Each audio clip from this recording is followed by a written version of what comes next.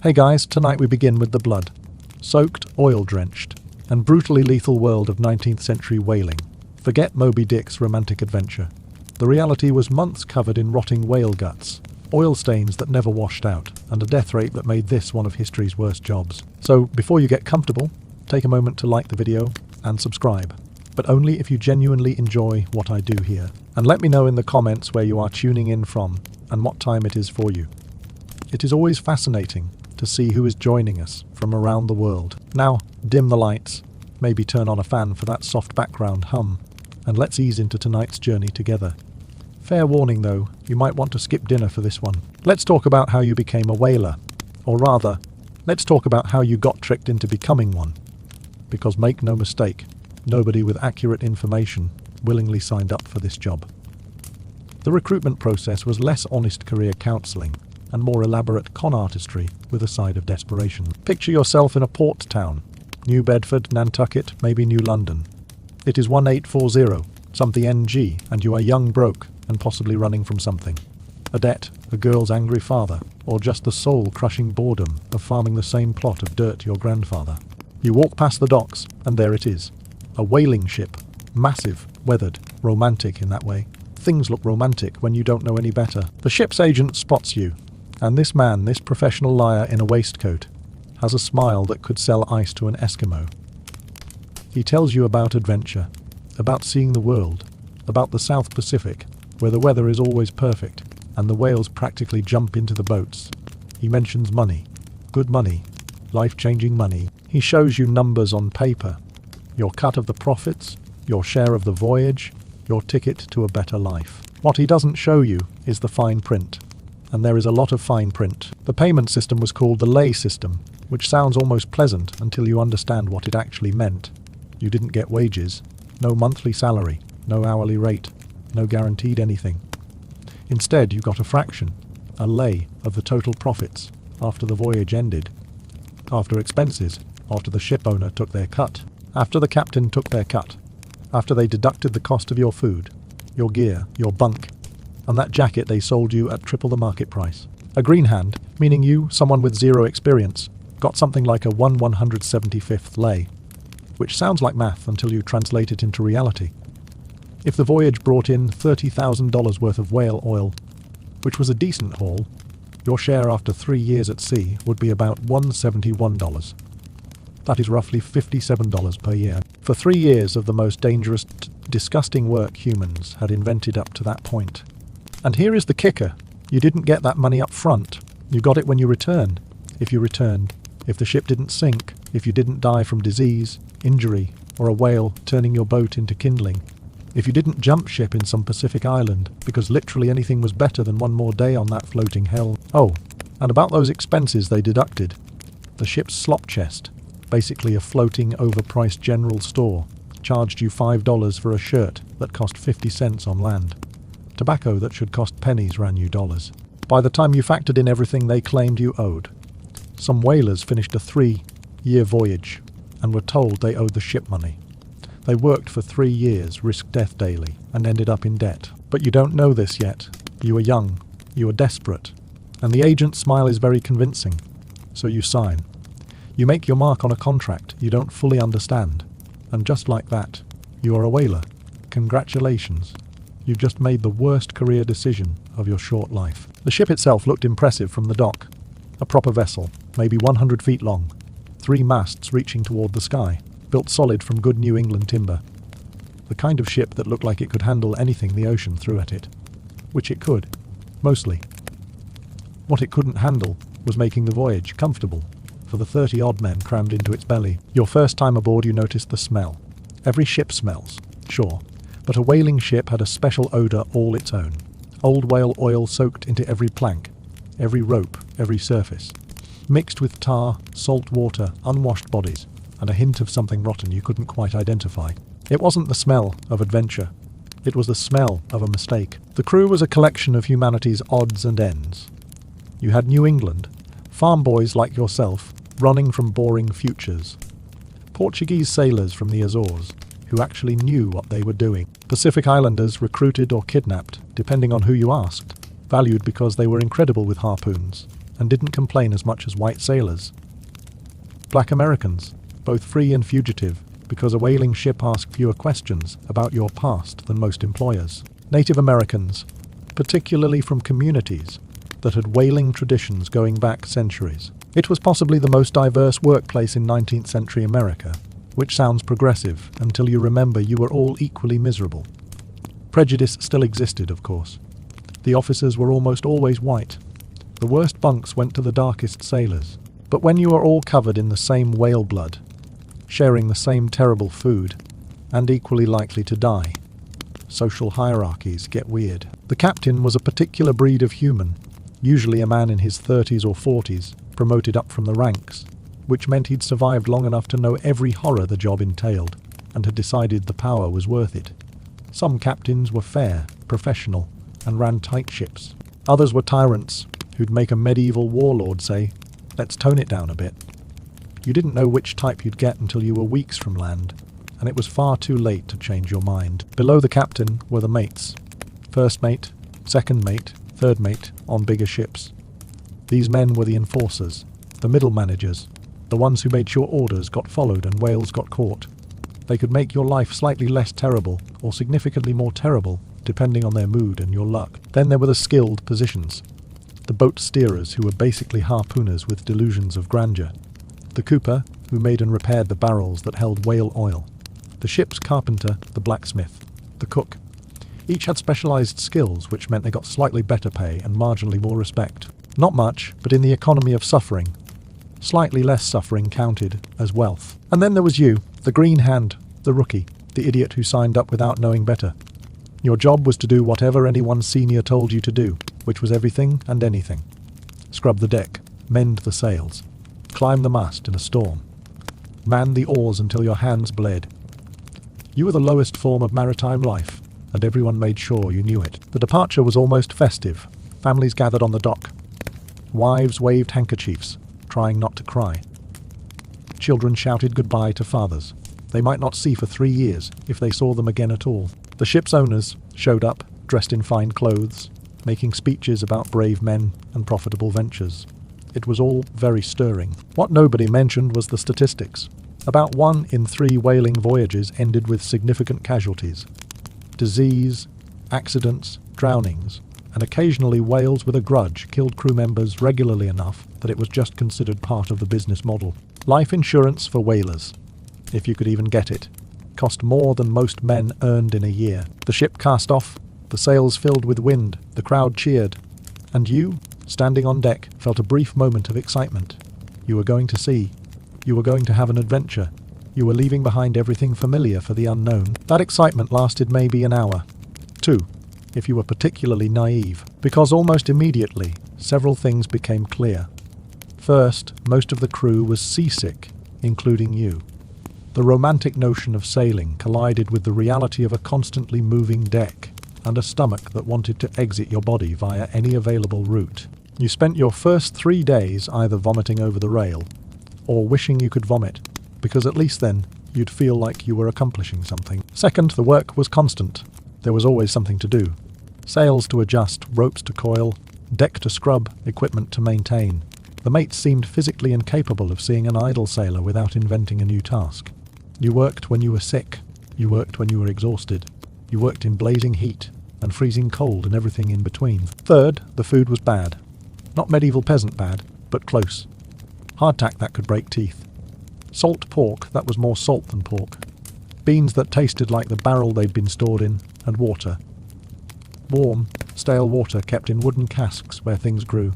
Unidentifiable things. After a few months at sea, that water developed a flavour profile that started at unpleasant and progressed to biological warfare. Fresh food disappeared fast.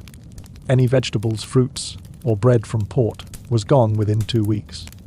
After that, it was preserved food or nothing. Scurvy became a real concern on longer voyages.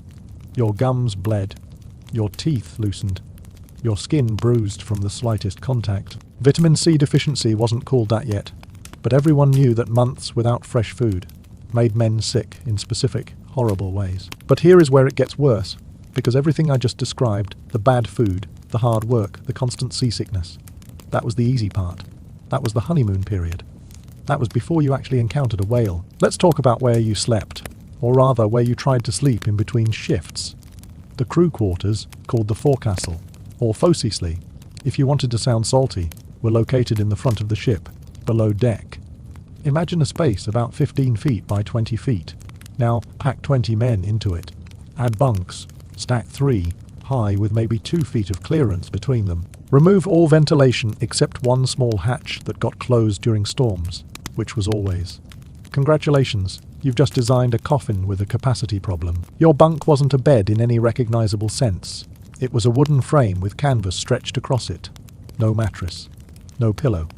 You got a blanket if you were lucky, and lucky meant you brought your own or bought one from the slop chest at criminal prices. The canvas sagged under your weight, creating a hammock-like effect that would have been almost comfortable if it wasn't 2 feet wide, and you weren't sharing it with whatever vermin had colonized the ship before you arrived. The smell in the forecastle defied description, but let's try anyway. 20 men who bathed maybe once a month, sharing one bucket, wet wool clothing that never fully dried. Boots caked with things better left unexamined, tobacco smoke thick enough to chew. The constant background smell of whale oil that permeated everything. And underneath it all, the smell of human bodies in close quarters. Sweat, feet, breath, and other biological functions that don't stop just because you are at sea. The ceiling, if you could call it that, was so low you couldn't stand upright. You learned to move in a permanent crouch, shoulders hunched, head tilted. Your spine developed a curve that stuck with you for life. Tall men had it worse. A sailor over 6 feet spent his entire voyage walking bent like a question mark, and his back never forgave him. Privacy was a concept that died the moment you climbed below deck. You slept inches from other men, you dressed while others watched. You had conversations you didn't want to hear, and said things you wished others wouldn't remember. There was no alone time, no quiet space, no moment where you weren't aware of 19 other humans breathing, snoring, coughing, and farting in close proximity. The sounds were constant. The ship creaked like an old house in a windstorm, every timber groaning as the waves flexed the hull. Water sloshed against the walls, sometimes finding gaps in the planking and dripping onto bunks. Men snored in a symphony of different pitches and volumes. Someone always had a cough, usually the wet, rattling kind that made you wonder if tuberculosis was contagious. Spoiler alert, it was. Speaking of disease, the forecastle was basically a petri dish with bunks. Whatever one man caught, everyone caught. A cold became a ship-wide epidemic within days. Dysentery, which was common given the food and water quality, turned the shared space into something that would violate several modern laws. There was one bucket for 20 men. One. You do the math, and then try not to think about it. The rats were a constant presence, not metaphorical rats. Actual rats. Big ones. They lived in the walls, nested in the unused sails, and showed up at night looking for food crumbs. They chewed through supplies, gnawed on anything that held still long enough, and occasionally bit sleeping sailors. You learned to sleep with your hands tucked close, because waking up to a rat nibbling your fingers was a shared experience that bonded crews in unfortunate ways. Your personal space consisted of a small sea chest, usually measuring about 2 feet long, maybe 18 inches wide and deep.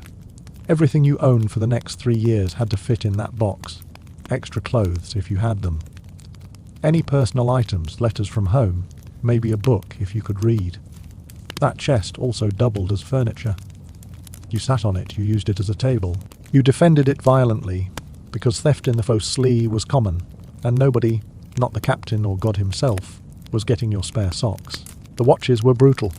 Ships ran on a 4-hour watch system, 4 hours on, 4 hours off, around the clock, for months and months, which sounds manageable until you realise you never got a full night's sleep, ever.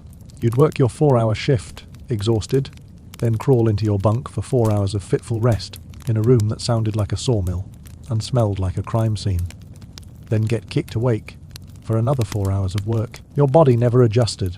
You existed in a permanent state of exhaustion, stumbling through watches half asleep, catching naps whenever possible. Men fell asleep standing up.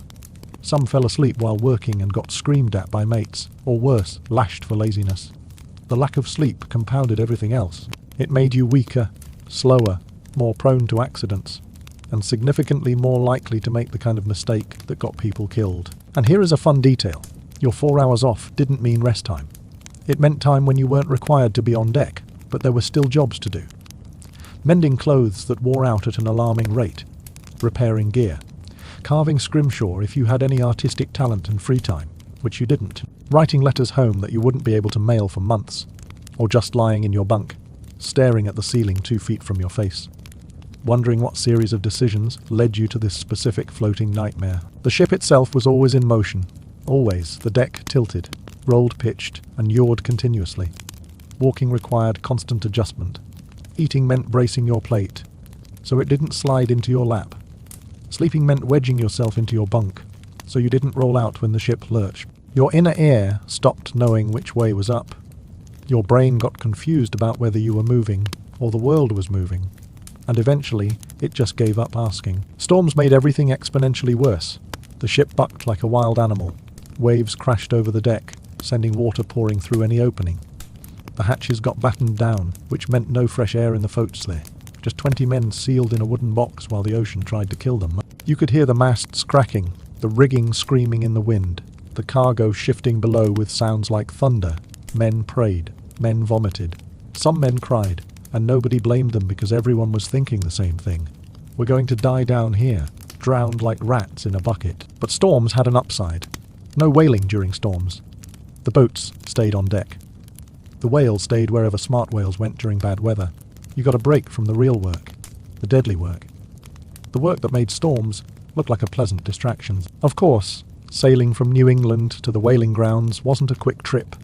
If you were hunting sperm whales, the best populations lived in the Pacific, which meant sailing around Cape Horn, the bottom tip of South America, through what sailors called the most dangerous waters on Earth. Not exaggeration. Fact. Cape Horn was where the Atlantic and Pacific Oceans met, and they met like two drunks in a bar fight. The winds screamed at 50-60, sometimes 70 miles. Per HR, the waves built to heights that made grown men weep. The temperature dropped to near freezing, and this was supposed to be sailing, not mountaineering, but the ice on the rigging said otherwise. Ships took weeks to round the Horn, fighting for every mile, sometimes getting blown backward by storms that lasted days. Men died at Cape Horn regularly, swept overboard by waves, frozen to death while working the rigging, crushed when masts or spars broke loose in storms. Some ships didn't make it around at all. They sank, taking entire crews down, and became statistics that other sailors mentioned in hushed tones, while hoping their voyage would be different. If you survived Cape Horn, and not everyone did, you entered the Pacific, and this was it. This was where the whales were. Somewhere out there, in millions of square miles of empty ocean, were the creatures you'd been sent to kill. You just had to find them. The lookouts spent every daylight hour in the crow's nest, a small platform at the top of the mast, scanning the horizon for the telltale spout. A whale's breath, shooting water vapor into the air, visible for miles, if you knew what to look for. When a lookout spotted a spout, he'd yell the phrase that would change your day from merely terrible to potentially fatal. Thar she blows, and everything changed. The ship erupted into organized chaos. Men who'd been lounging or working stopped everything. The mates started screaming orders. The boat crews, pre-assigned groups of 6 men per boat, ran to their stations. The whaleboats, these narrow 30-foot vessels that looked far too small for what they were about to do, got lowered from their davits into the water. And you, the green hand, suddenly realized what whaling actually meant. You weren't going to hunt whales from the safety of the big ship. Oh no, you were going to climb into a boat the size of a large canoe, row several miles across open ocean, and then get close enough to a creature the size of a city bus to stick it with a giant needle. A creature that could crush you, drown you, or simply swim away faster than you could ever hope to catch it. Fun times ahead. The whaleboat was a masterpiece of engineering and a death trap in equal measure. Built from lightweight cedar, it was designed to be fast, maneuverable, and easy to repair. It was also about as sturdy as wet cardboard when placed next to a 50-ton animal having a bad day. 5 rowers and 1 boat steerer, the harpooner, who stood at the front like a figurehead with a death wish. You grabbed your oar if you'd never rowed before, and most green hands hadn't. You were about to learn fast. The mate in charge of your boat took the steering oar at the back. He started calling the rhythm. Pull, pull. Your hand still soft from whatever life you'd left behind, wrapped around the oar. Within 30 seconds you felt the blisters forming. Within 5 minutes, those blisters popped. Within 10 minutes, you were rowing with bleeding hands, because stopping wasn't an option, and complaining would get you hit. The whale, assuming it hadn't sounded, gone deep, was somewhere ahead. You couldn't see much from your position. You were facing backward, rowing, watching the mate's face for signals. But you could hear the other boats, the mates screaming encouragement or insults, depending on their personal management style. You could hear the whale spout, a wet explosive sound like someone blowing out the world's largest birthday candle. The rowing was brutal, not gym workout brutal, not hard day of labour brutal. This was row until your muscles scream, then keep rowing, because if you stop, the mate will hit you with the tiller and the whale will get away brutal. Your back burned, your arms shook, your lungs felt like someone filled them with broken glass, and you just kept pulling because everyone else was pulling, and stopping meant failure, and failure meant going back to the ship empty-handed, and nobody wanted to face the captain after a failed chase. You could smell the whale before you could see it properly, a distinct odour, fishy but not quite fish, mixed with salt water and something else, something organic and alive and massive. The mate was shouting now, quieter, urging the crew to row harder. You were close, very close, and then you saw it. A sperm whale, if that is what you were hunting, was so much bigger than your brain could process. 40, 50, sometimes 60 feet long, weighing as much as 50 tons.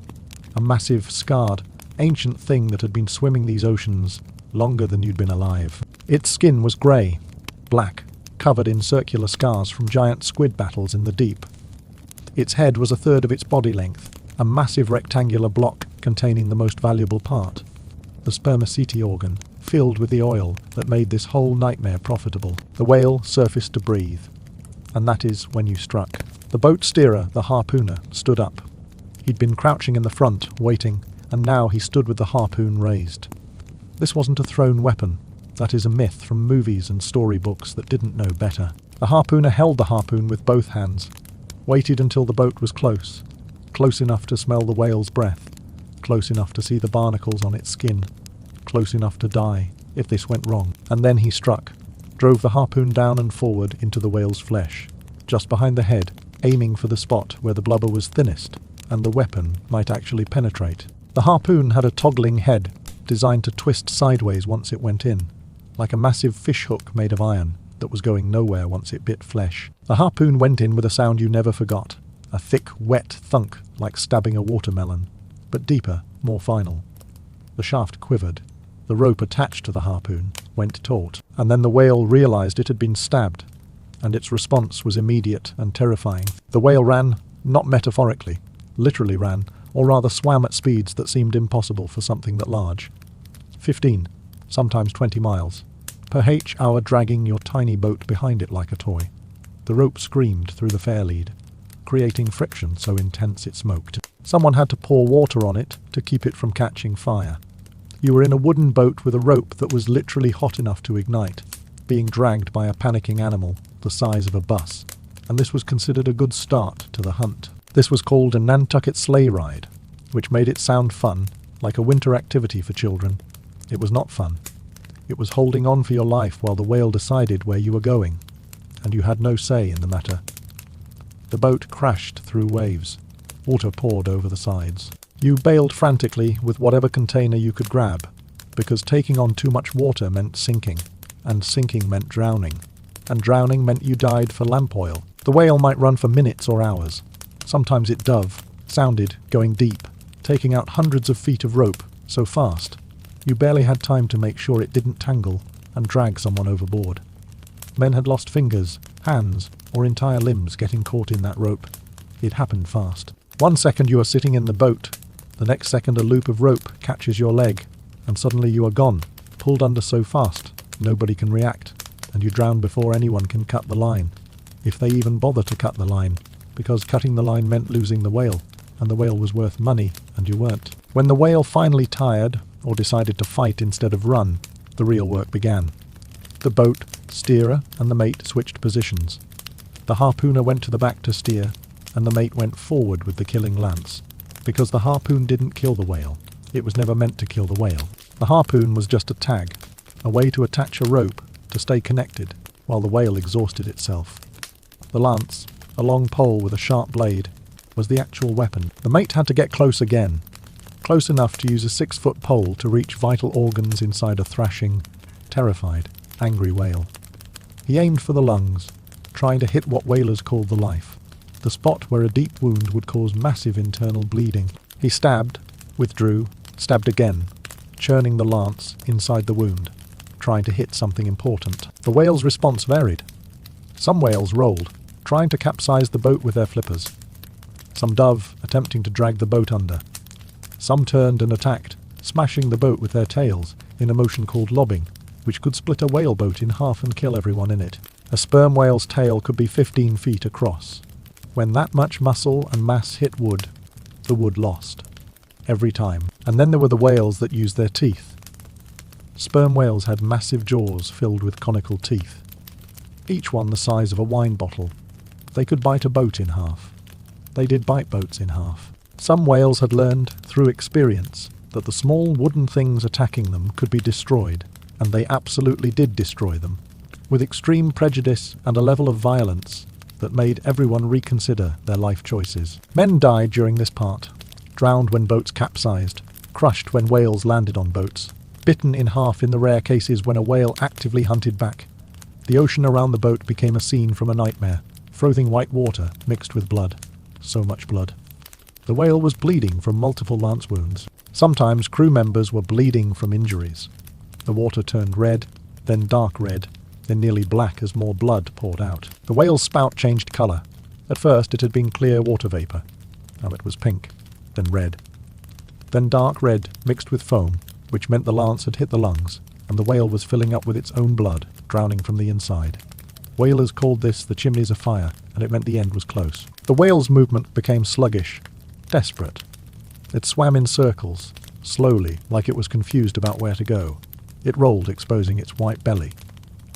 The massive eye, the size of a grapefruit, looked directly at you, and for a moment you wondered what it was thinking. What does a whale think when it is dying? Does it understand what happened? Does it know why these small creatures hurt it? Does it feel betrayed by the ocean, by evolution, by whatever brought it to this moment? Then the whale shuddered. Its flukes rose once, almost in slow motion, and it rolled, belly up, and floated. Dead. And you, covered in sweat and blood and seawater, felt a mix of triumph and something else. Horror, guilt. You just killed one of the largest creatures on Earth with wooden boats and iron weapons. It took hours. It was terrifying, and it was just the beginning, because now came the truly disgusting part. Now you had to turn this magnificent creature into barrels of oil, and that meant butchering it right here in the ocean, in a process that would make modern health inspectors cry and vomit simultaneously. First, you had to get the whale back to the ship, which sounds simple until you remember that a dead sperm whale weighs 40 to 60 tons and has the hydrodynamic properties of a submerged building. You attached heavy chains to the whale's tail and head, and then the entire crew, using the ship's windlass and every bit of muscle power available, slowly towed this massive corpse through the water. It took hours. The whale attracted sharks immediately, dozens of them, biting chunks out of the carcass as you worked. You could see their fins circling, their dead eyes watching, waiting. Some of the bolder ones bumped against the whaleboats. The ocean was blood and teeth, and the growing realization that you were working in a feeding frenzy. Once you got the whale alongside the ship, the real nightmare began, the cutting-in process. This was how you removed the blubber from the whale, and it was done while the whale was still in the water, floating next to the ship, being eaten by sharks, while you tried to work faster than they could consume your profit. The cutting stage, a narrow platform that extended out from the ship's side, was where the officers stood. They wore special boots with spikes to grip the slippery surface, and they wielded cutting spades, long-handled blades shaped like giant spatulas, each one razor-sharp. These men would climb down onto the whale's body itself. Yes, you read that correctly. They stood on the dead whale, floating in shark-infested water, and cut into it while trying not to fall in and become a different kind of catch. The first cut was around the head, then down the body in a spiral pattern, like peeling an orange. Except this orange was the size of a school bus, and filled with 10 to 15 inches of blubber over every square inch. The blubber looked like white and pink striped fat, which is exactly what it was. Fat marbled with blood vessels, designed to keep whales warm in cold ocean water, and now about to be rendered into lamp oil for people who'd never see the ocean. They cut a strip of blubber about 6 feet wide, and as long as the whale. This strip, called a blanket piece, was attached to a massive iron hook connected to the ship's rigging.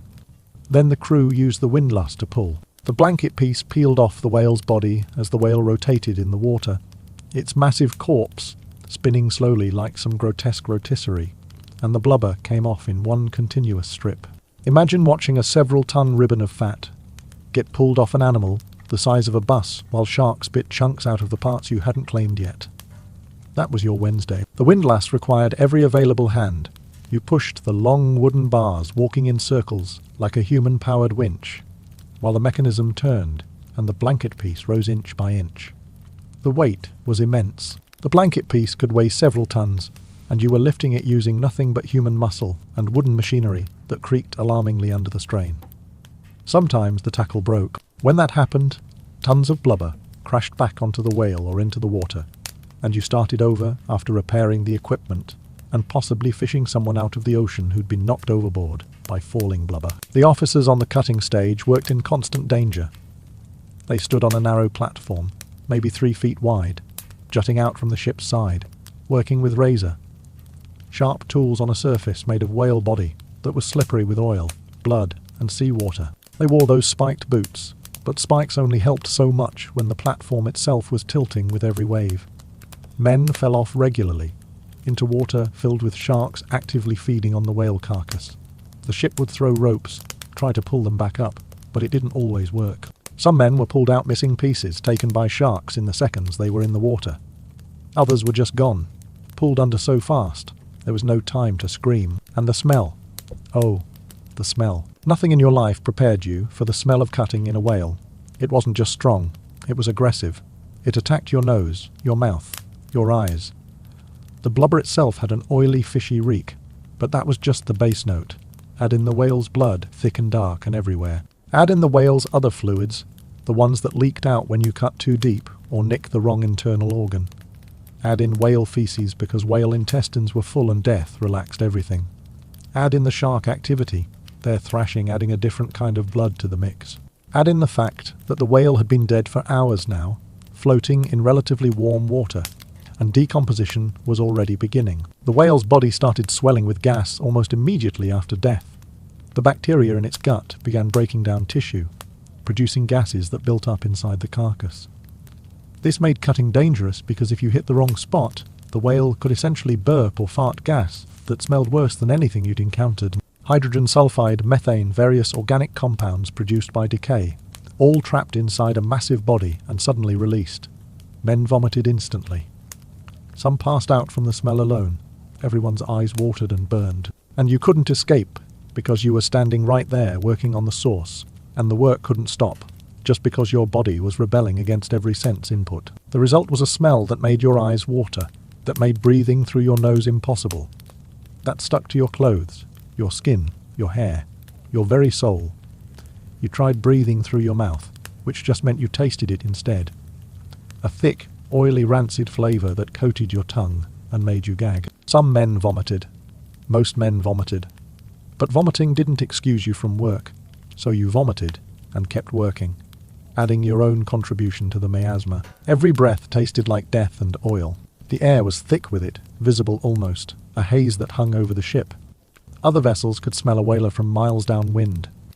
The odour was so distinctive, so thoroughly repulsive, that even experienced sailors on other ships would comment on it. Whaling vessels were known throughout maritime communities as the ships that smelled like hell itself. The blubber came up over the side of the ship, dripping oil and blood and other fluids onto the deck.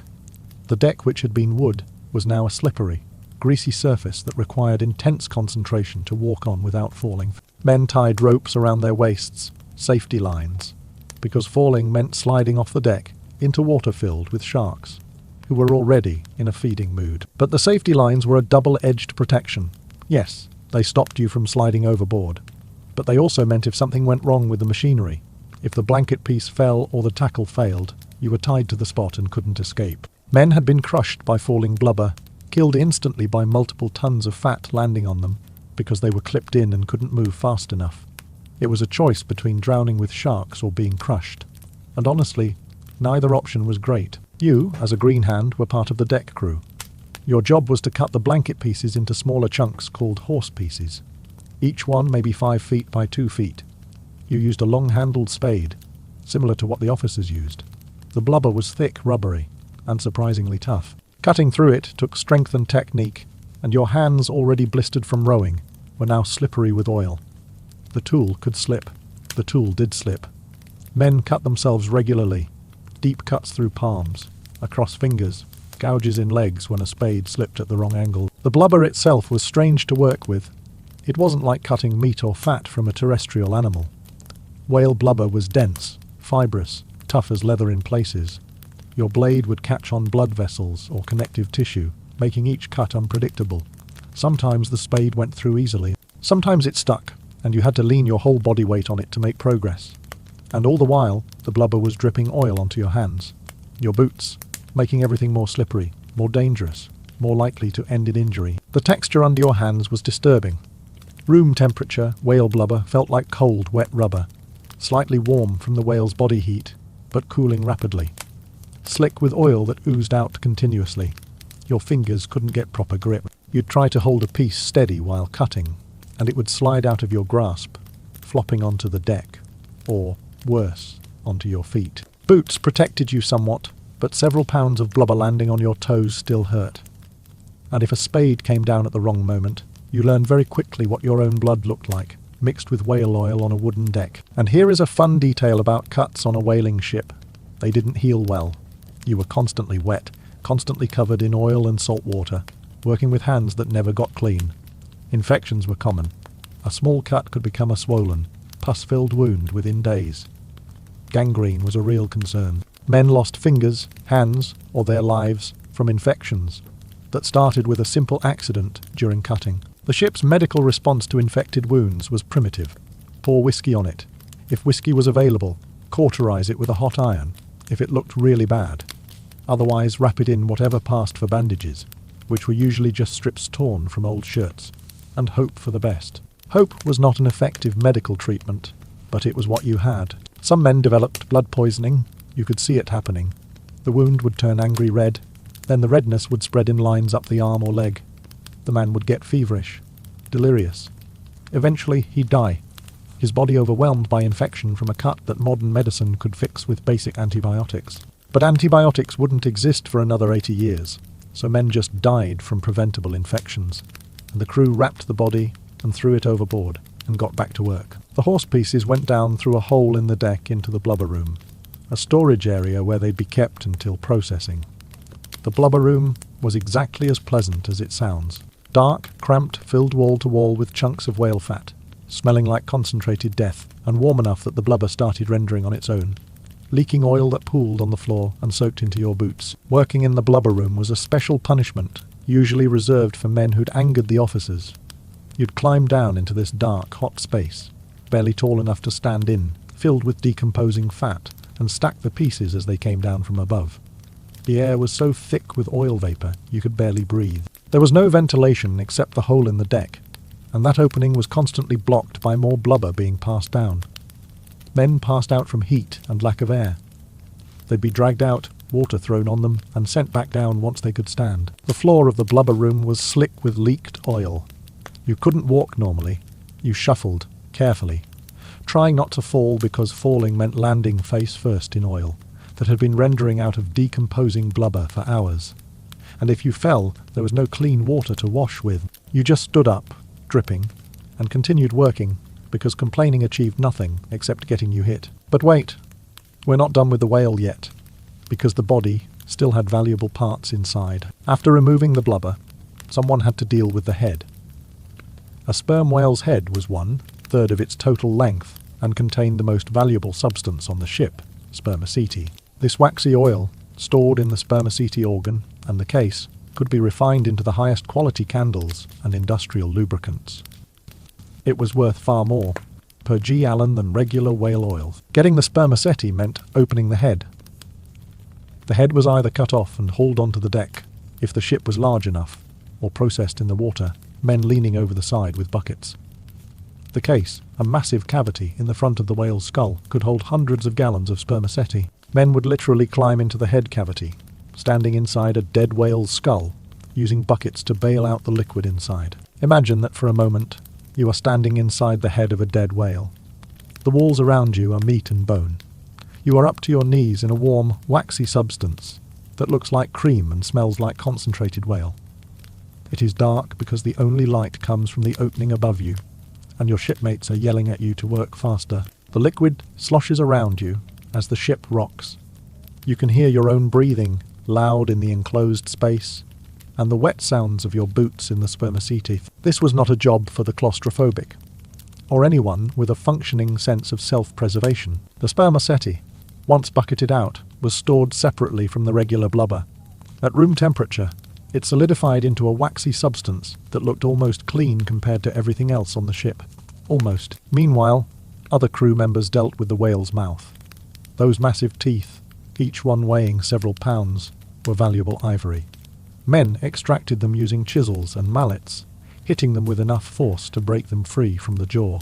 This was done while the head swung from the rigging or floated in the water, adding an element of danger to what was already a thoroughly unpleasant task. Some ships also saved the whale's baleen, though sperm whales had teeth instead of baleen plates. If you were hunting right whales or bowhead whales, the baleen, those long flexible plates they used to filter food, was incredibly valuable for corsets and other applications requiring flexible strength. Extracting baleen meant reaching into the whale's mouth, cutting the plates free from the upper jaw, and pulling out strips that could be 10 feet long.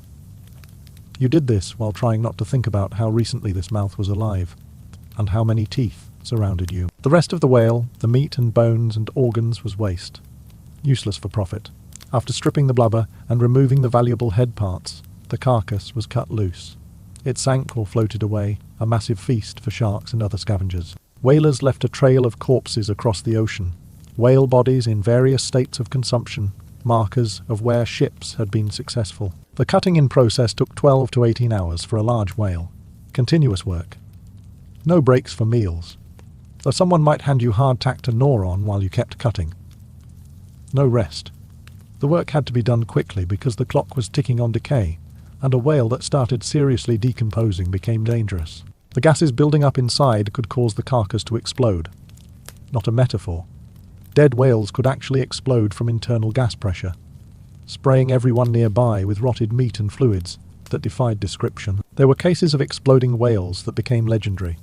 A whale left too long in warm water, the pressure building inside, and then someone made one wrong cut. The result was an explosion of gas and gore that knocked men off their feet, covered the entire deck in rotting viscera, and created a smell so apocalyptic that some sailors vomited for hours afterward. The ship would reek for weeks, months even, because whale guts embedded in wood deck didn't come clean, ever. And you were just getting started, because now you had tons of blubber on your ship, and it needed to be rendered into oil, which meant fire, on a wooden ship. In the middle of the ocean, what could possibly go wrong? Everything. Everything could go wrong. The works, the brick furnace built on the deck for rendering blubber, was a permanent structure on whaling ships. It sat on a foundation designed to protect the wooden deck from the fire, but protection is a relative term when you are deliberately setting a large fire on a floating wooden structure loaded with flammable oils. The works had 2 or 3 large iron pots, each one capable of holding several hundred gallons. These pots were where the blubber was cooked, melted down, rendered into oil through steady heat and time. The fire underneath burned constantly during trying out, fed by a substance that sounds like dark poetry, the whale itself. Because here is the thing, blubber after you extracted the oil left behind crispy chunks called cracklings or fritters. These pieces dried out and oily, burned incredibly well. So you fed the fire with pieces of the whale to render more pieces of the whale. The whale was fuel for its own destruction, and there was something deeply unsettling about that fact, even if nobody said it out loud. Some sailors, particularly religious ones, felt this was wrong. Using a creature to destroy itself felt unholy, like a violation of natural law. They'd make signs against evil or prey while feeding cracklings to the fire. Others laughed at the superstition. But everyone felt it, that wrongness even if they didn't admit it. You were standing on a deck, feeding whale into flames to make more whale burn, and some primitive part of your brain screamed that this wasn't how things should work. The trying out process created a new level of smell, Take the already horrible smell of fresh blubber. Now heat it. Cook it for hours. Let the smoke from burning whale cracklings mix with steam from boiling oil. Add in the smell of the fire itself, the brick furnace getting hot enough to glow. Stir in the fact that this was happening on a deck where oil had soaked into every plank, where blood and other fluids had dried in the sun, where the bilge water underneath had its own unique contribution to the aromatic symphony. The smoke wasn't just smoke, it was thick, greasy, black smoke that carried particles of burned fat. It coated everything it touched. Your face turned black with soot and oil. Your clothes became stiff with the residue, your lungs filled with smoke that felt oily, like breathing fried air. Sailors who worked the works for years, developed chronic coughs, lung problems that never healed because you'd essentially been smoke, curing your lungs like meat. The result was a smell visible from miles away. Other ships could spot a whaler trying. Out from the smoke alone, a dark, greasy column rising from the deck, like a signal fire from hell. The smoke smelled like burning fat because it was burning fat, mixed with whatever else was caught up in the process. It stuck to everything. Your clothes became saturated with it. Your hair smelled like burning whale for weeks, months. There was no washing it out. It became part of you, soaked into your pores until people could identify whalers on land by smell alone. Shore communities near whaling ports knew the smell. When whaling ships came into harbour, the whole town knew before the ship docked. The smoke, the stench, it preceded the vessel by miles. Respectable people closed their windows when whalers arrived. Children were warned to stay away from the docks. The smell of trying outmarked you as someone from that world, that floating hell of blood and oil. The heat was intense. The works turned the deck into an oven. You were working in tropical or subtropical waters, usually where the air temperature was already 80 or 90 degrees Fahrenheit. Add in a massive fire burning continuously, and the deck became a place where men collapsed from heat exhaustion regularly. Faces turned red, then pale. Men got dizzy, disoriented. Some passed out, their bodies giving up on heat regulation. The response to heat exhaustion was basic. Throw water on the man. Drag him to shade if shade existed, which it usually didn't. Give him a few minutes, then send him back to work because the trying out couldn't stop for individual weakness. Men died from heat stroke on deck. Hearts gave out, bodies couldn't cool themselves, and they just collapsed and didn't get up. The crew would check for a pulse, find none, and that man joined the others, who got wrapped in canvas and dropped overboard later. Your job during trying out was to keep the process moving. Cut the horse pieces into Bible, leaves, thin slices of blubber that would render faster. The name came from their resemblance to pages of a Bible, thin and layered. You'd slice the blubber carefully, trying to make each piece the same thickness, because uneven pieces rendered at different rates and caused problems. Your hands, slippery, with oil, holding a blade, cutting through fat for hours. Repetitive stress injuries happened. Carpal tunnel, tendinitis, muscle strains. That didn't heal because you couldn't rest long enough for recovery. Feed the Bible leaves into the try pots. This meant getting close to pots full of boiling oil, lifting heavy pieces, and dropping them in without splashing. The oil temperature was around 250 degrees Fahrenheit. Hot enough to cause instant third-degree burns. Hot enough that a splash could blind you permanently if it hit your eyes. Sailors wrapped rags around their hands for minimal protection. But rags soaked with oil weren't much protection against boiling oil. Stir the boiling oil with long paddles to prevent burning. The paddles were 8 to 10 feet long, wooden poles with flat ends. You stood at the edge of the pot, leaning over boiling oil, stirring continuously. The heat from the pot hit your face like a physical force. Sweat poured down, mixing with the oil already coating you. Your arms burned from holding the paddle, stirring against the resistance of thick, boiling liquid. If you stopped stirring, the blubber at the bottom would burn, ruining the oil quality and creating a smell worse than what already existed. Skim off the cracklings and feed them to the fire. The cracklings floated to the top as the oil rendered out. You used a skimmer, a long-handled tool with a perforated scoop, to lift them out. They were hot, dripping oil, crackling slightly from the heat, hence the name. You carried them to the fire and dropped them in, watching them catch and burn with surprising enthusiasm. The fat in the cracklings made them excellent fuel, better than wood in some ways, They burned hot and long. Some sailors ate the cracklings, before they went into the fire obviously. Fresh cracklings, still hot, were crispy and salty, and tasted like the best pork rinds you'd never wanted to eat. Starvation and boredom made men try things, and some decided cracklings weren't bad. Others were disgusted by the idea of eating whale, especially after processing them, but hunger makes all judgments flexible. So yeah, sailors sometimes ate fried whale blubber as a snack. Consider that next time someone talks about the good old days. Bail out the finished oil and pour it through a strainer into cooling tanks. Once the oil was fully rendered, you used a long-handled dipper to scoop it out of the try. Pot this was dangerous, because one slip meant your arm went into boiling oil, and there is no good outcome from that. The oil went through copper or brass strainers to catch any remaining solid bits, then into cooling tanks, where it would sit until cool enough to barrel. The cooling tanks were huge wooden vessels that held hundreds of gallons. They leaked, of course, because wooden tanks holding hot oil never sealed perfectly.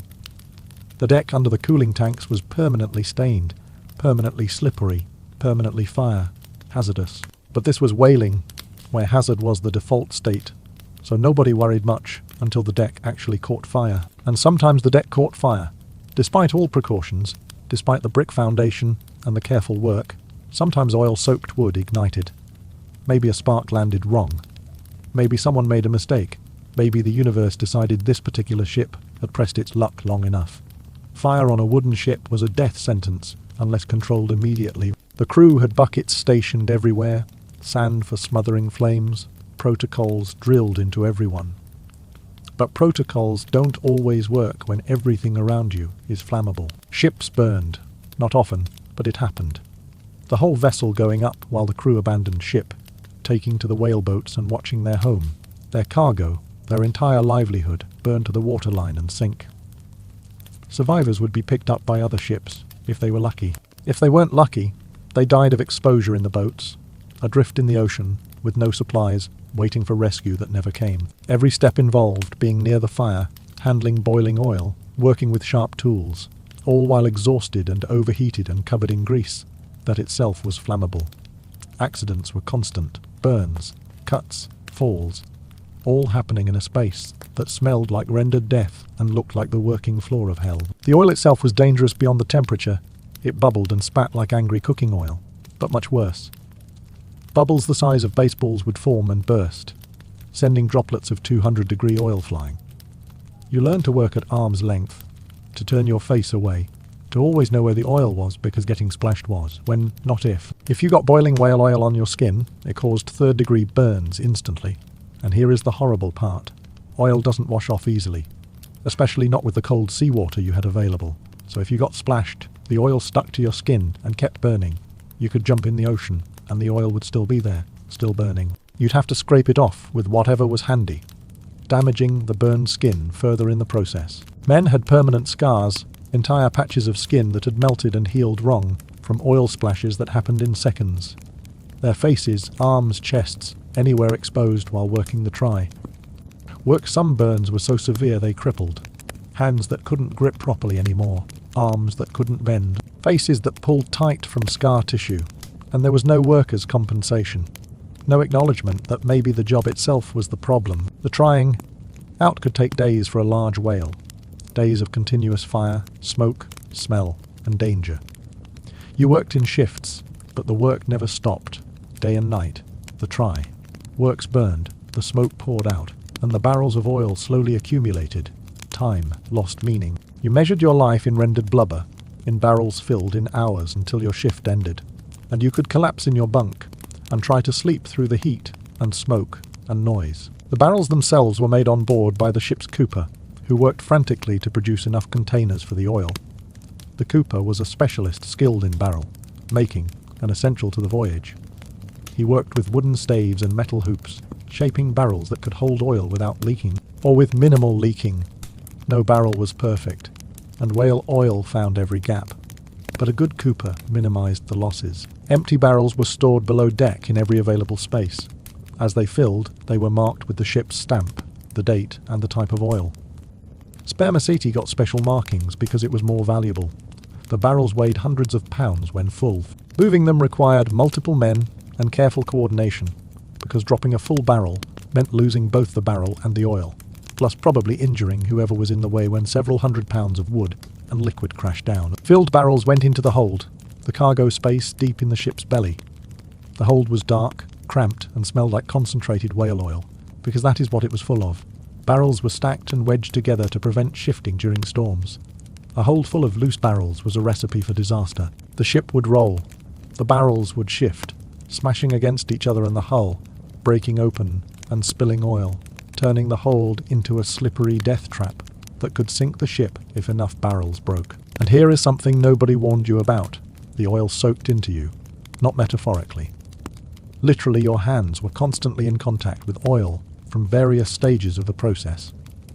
It got into your pores, under your nails, into every cut and crack in your skin. Your skin started to look oily, shiny, greasy, no matter how much you tried to wash. The salt water didn't cut through oil. The harsh lye soap they had on board helped a little, but not much. You just learned to live with being permanently covered in a film of whale oil. Your skin changed texture. The constant oil exposure, combined with salt water and sun, made your hands rough, cracked, leathery. Your palms developed calluses on calluses. Your fingers split along the creases, painful little cuts that never fully healed, because they opened again every time you worked. Sailors' hands looked decades older than their years. A 25-year-old whaler had the hands of a 60-year-old labourer, aged by 3 years of constant abuse. Your nails were ruined too, oil embedded under them, turning them yellow-brown. They split and cracked from the harsh conditions. Some sailors lost fingernails entirely, ripped off by accidents or infections, and they grew back thick and deformed if they grew back at all. Your feet were no better. Boots filled with oil and seawater created perfect conditions for foot rot, fungal infections that made every step painful. Your toes developed trench foot, the skin turning white and soft, peeling off in sheets, revealing raw flesh underneath that hurt to touch. The smell soaked into you at a cellular level. You couldn't smell it yourself after a while, your nose going blind to the constant barrage. But everyone else could smell you. Other sailors recognized you as ship, mates by the shared stench. People on land could identify whalers by scent before seeing them. Children pointed and held their noses. Polite society avoided whalers in public spaces because the smell was that offensive, that inescapable. Your clothes were ruined within days of the first whale. The oil stained everything a dark yellow-brown that never came out, not even if you boiled them, which you couldn't do anyway. Your shirt, pants, jacket, all became stiff with dried oil, like wearing cardboard that reeked. The fabric didn't breathe anymore. It didn't dry when it got wet. It just stayed heavy and uncomfortable, chafing against your skin, rubbing you raw in places where fabric moved against flesh. The chafing was constant and everywhere. Armpits, groin, thighs, anywhere clothing moved against skin. The salt in your sweat and the oil in your clothes created a sandpaper effect. Your skin developed rashes, angry red areas that sometimes got infected. There was nothing to do about it. You couldn't stop wearing clothes, couldn't stop sweating, couldn't change the conditions. You just endured the constant low-level pain of skin rubbing raw, healing slightly, then rubbing raw again, a cycle that continued for years. And sleep during trying out? Forget it. Even if you weren't on shift, you were trying to sleep on a ship where the deck was on fire. Smoke was everywhere. The smell was inescapable, and the heat made the below. Deck quarters hotter than they already were. The fauchy slee, normally unpleasant, became unbearable during trying out. The temperature below deck rose to over 100 degrees. The air was thick with smoke that filtered down through every gap. You lay in your bunk, sweating, breathing air that tasted like burning fat, trying to ignore the sounds of men working above you, trying to pretend this was normal, trying to sleep enough to function during your next shift. Sleep deprivation compounded everything. You were already exhausted from the watch system. Add trying. Out shifts on top of normal ship duties. Subtract sleep because the conditions made rest impossible. And you got men who were barely functional. They made mistakes. They hurt themselves and others. They hallucinated from lack of sleep, seeing things that weren't there, hearing voices in the smoke and fire. Some sailors fell asleep while working the try. Works just collapsed where they stood, bodies shutting down from exhaustion. If they fell away from the fire and oil, they got kicked awake and sent back to work. If they fell toward danger, toward the fire or the boiling try.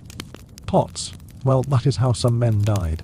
Burned to death in their sleep, because their body finally said no more and shut down at the wrong moment, in the wrong place. It wasn't normal.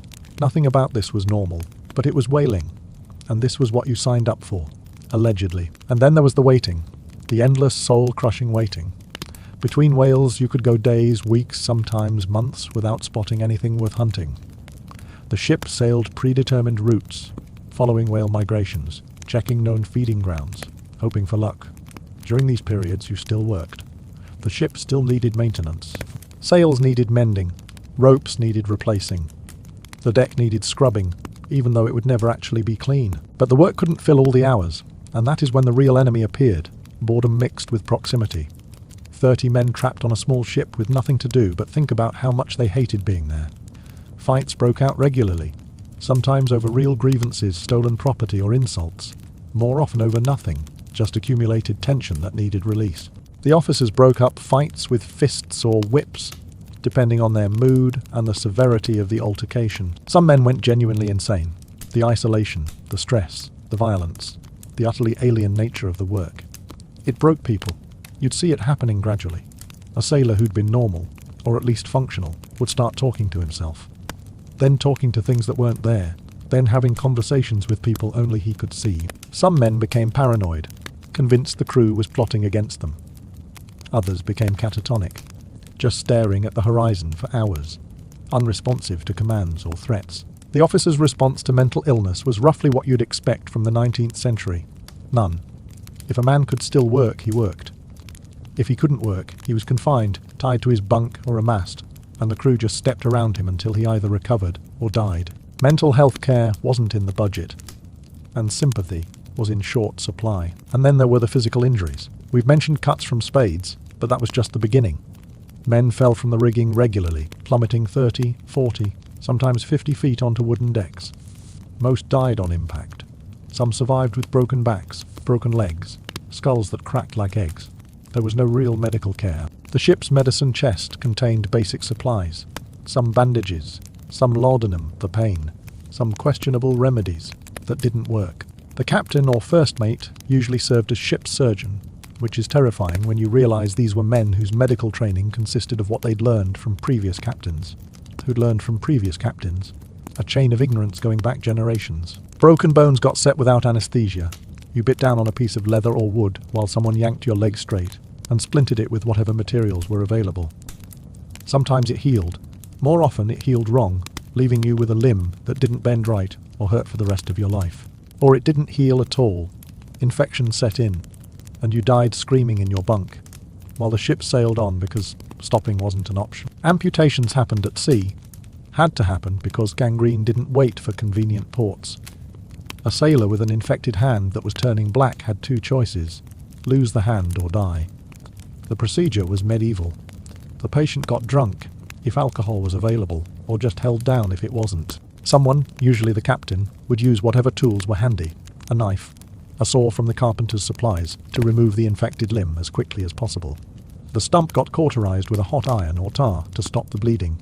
Men died from shock during the procedure, or died from infection afterward. The ones who survived were crippled sailors on a ship that had no use for men who couldn't work, which meant their pay got docked, or they got dropped at the next port with nothing. Hernias were common. The constant heavy lifting, hauling on ropes, moving barrels, rowing for hours. It destroyed men's abdominal muscles. A hernia at sea meant pain and reduced capacity to work.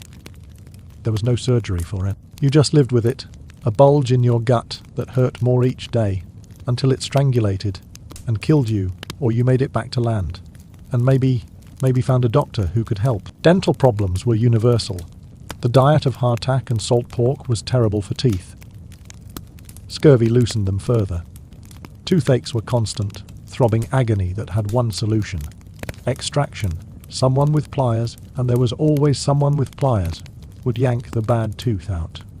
No anesthetic. No real technique, just grab and pull and hope it came out in one piece. Men lost teeth by the handful on long voyages. Some lost all their teeth and had to gum their food for the rest of the voyage. Scurvy itself was a slow horror. It started with fatigue and weakness. Your gums got swollen and spongy, bleeding when you touched them. Your breath smelled like death. Old wounds reopened spontaneously. your skin bruised from the slightest touch.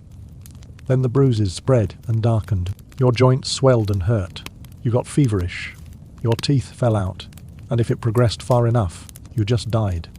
Your body giving up as vitamin C deficiency destroyed you from the inside. Ships carried lime juice or lemon juice to prevent scurvy, but the doses were often inadequate or the juice had gone bad. Some captains were better about this than others.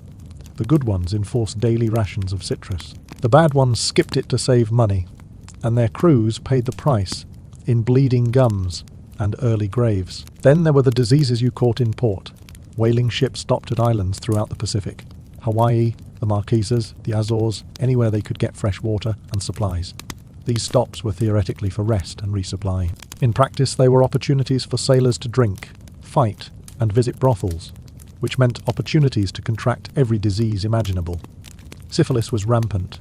Gonorrhea was expected. Various tropical diseases, malaria, dengue, fever, dysentery, got carried back aboard ship where they spread through the crew like wildfire. A sick sailor in the forecastle meant everyone got sick. The confined space, the lack of hygiene, the shared everything. It was perfect for disease transmission. Dysentery turned the crew quarters into a nightmare of men too sick to make it to the head. The toilet, which was just a hole at the front of the ship where you hung your ass over the ocean and hoped you didn't fall in. Some men were too weak to leave their bunks, which meant they soiled themselves where they lay, and nobody had time or energy to clean them properly. The head itself deserves special mention. The seats of ease, as they were sometimes called, with what can only be described as aggressive irony, were planks with holes cut in them, suspended over the ocean at the bow of the ship. You sat there, exposed to weather, spray, and the judgment of anyone who happened to be working nearby, and did your business while seawater splashed up at you. In storms, using the head was genuinely dangerous. Men had been washed overboard from the seats of ease, dying in possibly the least dignified way imaginable. Privacy for bodily functions didn't exist. Everyone heard everything. Everyone smelled everything. Digestive problems, which were universal given the diet, were public knowledge. There was no shame left after a few months at sea, because shame required privacy, and privacy was a luxury from a different life. And then there was the loneliness. The crushing existential loneliness of being surrounded by people, but having no real connection. The crew was too diverse, too stressed, too busy surviving to form deep friendships in most cases. Sure, some men became friends, found camaraderie in shared suffering, but more common was a kind of isolated coexistence. You were alone in a crowd, and that is a special kind of hell. Letters from home, when they came, were months or years old. You read about events that had already happened, people who'd already died, news that was no longer news. Your family's life continued without you. Your children, if you had them, grew up with you as an absence, a name attached to money that showed up sporadically if it showed up at all. Your wife, if you had one, was alone, managing life without you. And the longer you were gone, the more you wondered if you'd even recognize each other when you returned. Some men decided not to return. They jumped ship in various Pacific ports, deserting for a life on some remote island. From their perspective, living among strangers in a tropical paradise had to be better than one more day on the whaler. Some of these men integrated into island communities, married local women, started new lives. Others were killed by locals who'd had enough of white sailors' behavior. The islands weren't unpopulated paradises waiting for deserters. They were communities with their own rules, and sailors who thought they could do whatever they wanted learned otherwise. Ship captains hated deserters because they reduced the crew size and represented lost labour. Some captains hunted deserters, sending armed parties ashore to drag men back. Sometimes they succeeded. Sometimes the islanders protected the deserters, and the shore parties returned empty-handed or not at all. It was another layer of tension, another reminder that you were trapped, and even escape had risks. The ship itself was slowly breaking. Constant exposure to salt water, sun, and stress wore everything down. Sails developed tears that needed constant patching. Ropes frayed and snapped, sometimes with men hanging onto them. The hull leaked, which meant pumping the bilge daily. Hours of mindless labour pushing handles to pump water out of the ship because wood and physics conspired against you. If the pumping fell behind, the ship took on too much water and sank. It was that simple. Your life depended on staying ahead of the leak, and the leak never stopped. Storms could appear with little warning. Pacific weather wasn't as predictable as modern forecasts make it seem. The sky would darken, the wind would pick up, and suddenly you were in survival mode. All hands on deck struggling to secure loose equipment, take down sails before they ripped, hold the ship steady against waves that wanted to roll you over. Men got washed overboard in storms. One moment they were there, the next moment a wave took them, and they were gone, swallowed by dark water, and there was no stopping to look for them, because stopping meant everyone died. The death rate on whaling voyages was staggering. Estimates vary, but somewhere between 6 and 10% of whalers died during their voyages. For a ship carrying 30 men on a 3-year voyage, that meant statistically you'd lose 2 or 3 crew members. Disease, accidents, drowning, violence, all these contributed. Dead men were sewn into canvas, weighted with whatever was available, and dropped overboard with minimal ceremony. The captain might say a few words. Someone might sing a hymn, if anyone remembered one. Then the body went into the ocean, and the ship continued, because schedule mattered more than grief. You learned not to get attached. The sailor sleeping 2 feet from you might be dead next week, and crying about it accomplished nothing. Emotional distance became survival strategy. You helped your crewmates when required, but you didn't invest in relationships that probably wouldn't last. It was a terrible way to live, but it was the only way to stay functional. And through all this, the voyage continued. More whales got caught, processed, rendered. The barrels in the hold accumulated. The ship got heavier, sat lower in the water, moved more sluggishly. A full hold meant the voyage was successful, which meant you'd get paid something, assuming the calculations worked out and the owners didn't cheat you. An empty hold meant failure, which meant you'd worked for years for almost nothing. The pressure to catch whales was immense. The captain's pay depended on it. The owner's profits depended on it. Your meagre share depended on it. So the hunting continued, long past the point where anyone wanted to be doing this, because turning back with insufficient cargo meant the whole nightmare had been for nothing. Let's talk about the money, or rather, let's talk about how you weren't going to get any. Remember that lay system, your 1/175th share of the profits. Here is how that worked in practice. The ship's owners kept meticulous books. They tracked every barrel of oil, every pound of whalebone, every ounce of spermaceti. They calculated the gross value of the cargo when sold. Then came the deductions. First, the voyage expenses, the ship's initial outfit, all those supplies loaded before departure, got charged against the profits. The food you ate, terrible as it was, got charged. The water you drank, stagnant as it was, got charged. Any equipment that broke and needed replacing, charged. Repairs to the ship, charged. Literally every expense of running the voyage came out of the profits before anyone got paid. Then there was the slop chest, that floating store where you bought overpriced necessities. Every shirt, every pair of pants, every plug of tobacco, every needle and thread. It was all on credit. The captain kept records, and those debts got deducted from your share. And here is the beautiful part. You had no way to verify any of this. The captain's books were the captain's books. If he said you owed $50 for supplies, you owed $50. And arguing about it accomplished nothing except getting you hit. Some captains were honest. Not many, but some. They kept fair books, charged reasonable prices, and crew members actually got paid something at the end. These captains were remembered fondly because they were rare enough to be remarkable. Most captains, however, operated somewhere between creative accounting and outright theft. They inflated prices. They charged for things you never bought. They invented expenses that didn't exist. And there was nothing you could do about it because they controlled the books, they controlled the ship, and they controlled whether you got off this floating prison. The owners were worse. They were the ones who set the lay system rates, who determined what expenses could be charged, who ultimately calculated your pay. They had profit motives that didn't align with your interest in getting paid. A crew that finished a voyage in debt was, from the owner's perspective, ideal. It meant they got all the profits, and the crew got the experience. And experience, as they tell you with straight faces, was valuable. Some whalers finished 3-year voyages and received nothing. Worse than nothing. They were told they owed money. 3 years of hell risking death daily, permanent physical damage, and the reward was debt. The psychological impact of this was crushing. Men who'd held themselves together through everything broke down when they learned they'd worked for nothing. Some went violent, attacking captains or mates, which ended with them in chains or thrown overboard. Others just gave up, becoming hollow shells who went through motions but checked out mentally. And what were your options, Sue? With what money? Using what lawyer? Maritime law was complex, expensive, and heavily favoured ship owners. Taking them to court meant years of legal battles you couldn't afford against opponents who could hire the best lawyers available. A few sailors won judgments. Most just accepted their losses and tried to move on. The captains themselves were a special category of human.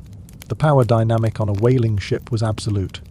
The captain was judge, jury, and executioner.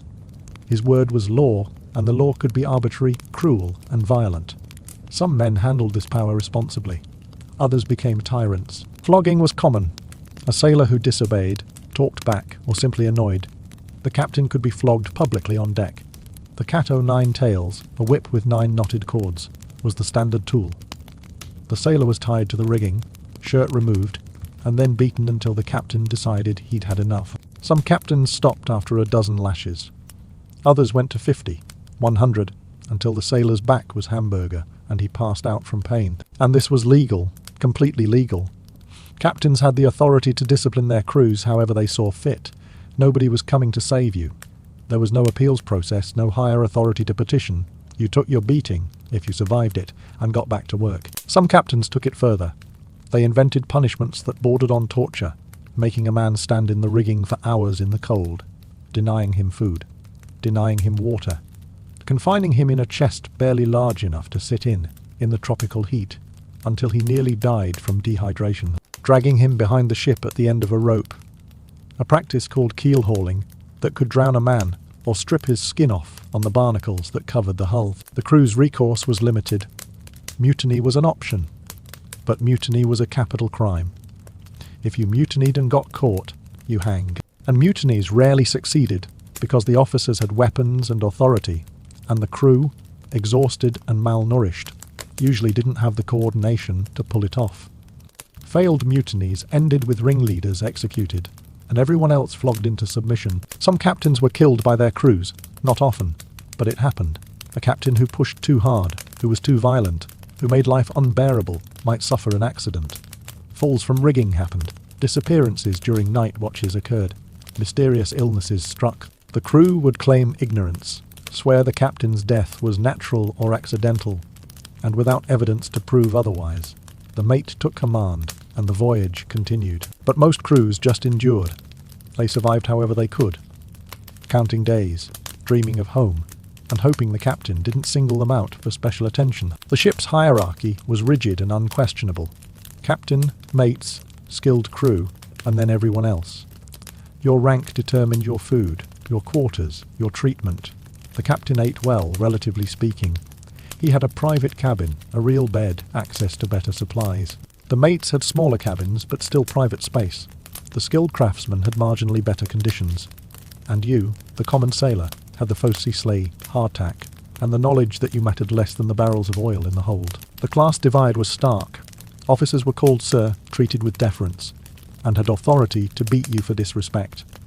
You were called by your name if you were lucky, or just hey you if you weren't.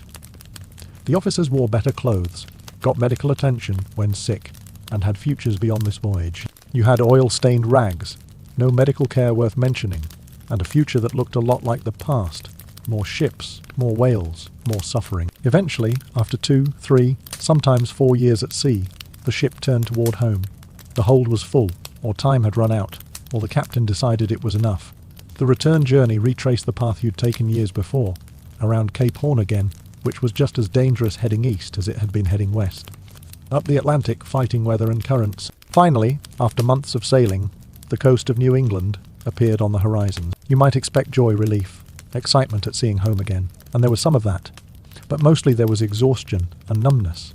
You'd been gone so long, endured so much, that emotions didn't function normally anymore. You were a different person than the one who'd left. Harder, older, damaged in ways that didn't show but wouldn't heal. The ship pulled into port, New Bedford or Nantucket, the same docks you'd left from a lifetime ago. Families gathered, but fewer than had seen you off. Some wives had given up waiting and remarried. Some children didn't recognize their fathers. Some families had moved on in the very literal sense, and you returned to empty houses or strangers living in your home. The cargo was unloaded. The barrels of oil were counted, inspected, sold. The money was calculated, and then came settlement day, when you learned what your years of hell had earned you. For some, the number was almost reasonable. Not good, but enough to live on for a few months if you were careful. For others, it was insultingly small. $30, $40, $50 after 3 years. Less than they'd earned in a year before the voyage, and for the unlucky ones, it was nothing or debt. The slop chest charges had exceeded their share. They'd worked for free, or worse than free. There was anger, sometimes violence. Port authorities got involved when settlements led to riots. But mostly there was just resignation. The system was designed to extract maximum labour for minimum pay, and you'd known that going in, sort of, but knowing intellectually and experiencing were different things. And then what? You were back on land, broken in body and spirit, with little to show for years of your life. Some men used their earnings to start over. They bought small businesses, married, settled into normal lives, and never went to sea again. They had nightmares about whales and ocean for the rest of their lives. But at least they were on dry land. Others went back, either because they needed the money, or because they didn't know how to live any other way, or because the land hadn't welcomed them back as they'd hoped. They signed on for another voyage, and another until whaling was all they knew. They became career whalers, old salts with stories and scars and 1,000-yard stare, but said they'd seen things landlubbers couldn't imagine. Some men never recovered. The physical damage was permanent. Backs that didn't straighten. Hands that didn't grip properly. Lungs damaged from smoke and salt air. Hearing loss from storms and machinery. They tried to work normal jobs and couldn't, their bodies too broken, and they ended up begging or dying young from complications no doctor could fix. The psychological damage was worse. What we'd now call PTSD was rampant among whalers. Men who'd watched friends die, who'd killed whales with their own hands, who'd lived in constant fear and stress for years, didn't just shake that off. They drank to forget. They had violent outbursts. They couldn't sleep without nightmares. They couldn't form normal relationships because trust and vulnerability had been beaten out of them, and society didn't care. Whalers weren't heroes. They were rough men who did a dirty job for money. If they came back damaged, well, that was the risk they'd taken. There were no support systems, no therapy, no acknowledgement that maybe asking men to live like that might have consequences. The whaling industry itself was in decline even at its peak. Petroleum was discovered, and suddenly there was a better, cheaper source of lamp oil. Whale populations were crashing from overhunting, making voyages less profitable. The Civil War disrupted the industry. Whaling ships were old, outdated, and being replaced by steam-powered vessels in other industries. By the late 1800s, American whaling was dying. The last whaling voyages happened in the early 1900s, and then it was over. The industry that had sent thousands of men to sea, that had killed hundreds of thousands of whales, that had lit the lamps of America and Europe, just ended. The ships rotted in harbours. The knowledge passed away with the old sailors. The whole brutal enterprise became history. And that is the story. The real story, not the romantic adventure Herman Melville wrote about. Whaling was blood, oil, stench, danger, exploitation, and suffering. It was men pushed to their limits and beyond for profits they'd never see. It was a job that chewed people up and spit them out, assuming it didn't kill them first. The men who did it weren't heroes. They were desperate, or unlucky, or misinformed. They were farmers and immigrants and runaways who thought they were signing up for adventure and got hell instead. Some survived. Some didn't. None came back unchanged. So the next time someone romanticizes old Timmy whaling, or talks about the brave men who sailed the seas, or references Moby Dick like it is a fun adventure story, remember this: being a 19th century whaler wasn't brave or romantic or adventurous. It was one of the worst jobs humans ever invented, and the men who did it paid for it with their bodies, their minds, and sometimes their lives. Also, rich men could get richer, and people could have slightly better lamp oil. And that was just one voyage. Some men did this multiple times. Think about that. Then think about how much you like your job. But wait, we haven't even covered some of the specific nightmares. The individual disasters that stood out, even in this catalogue of horror. Let's talk about what happened when things went really wrong. There is the Essex, probably the most famous whaling disaster, but far from the only one.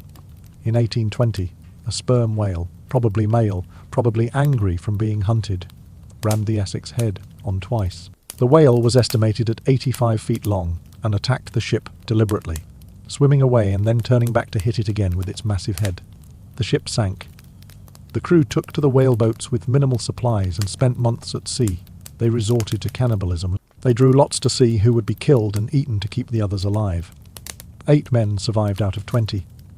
The ones who lived were found sucking the marrow from the bones of their dead crewmates. That is what happened when a whale fought back successfully, and it wasn't unique. Other ships were sunk by whales.